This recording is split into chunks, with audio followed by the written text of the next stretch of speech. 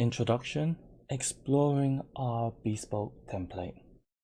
Before we get started on this course, let us look at some of the Tableau dashboards that are built using the template and explore the functionality available.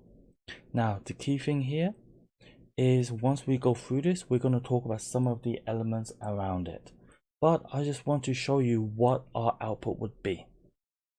So let's go to Tableau Public. The links are in the description below, but we are going to walk through it together. First up, it's our version of the Tableau blueprint.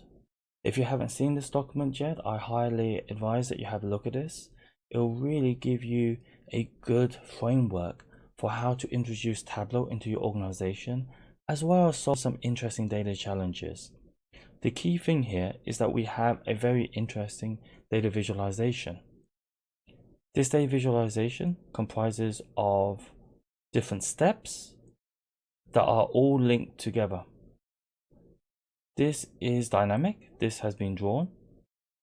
There's also the ability to look at tooltips, which gives you a bit more information, as well as if you click on this, you can read the full article on the Tableau website.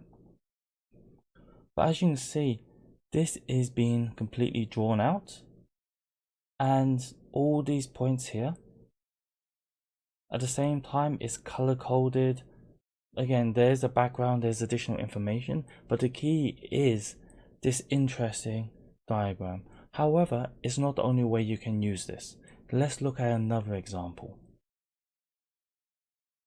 As you can see, this is yet another data visualization using the exact same template, a template that we will develop together from start to finish.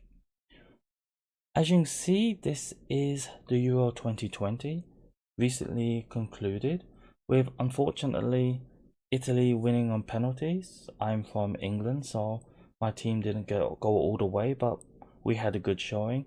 But as you can see, you could build this. And using the exact same template, we will enter in our data, we will enter in our values, and then we can produce some amazing and very interesting looking data visualizations. So I hope this gave you a nice feeling about what we are going to build. Hopefully this has made you interested in how you get from thinking about this to actually developing a template that produces this. What's the maths involved? What are the tricks needed?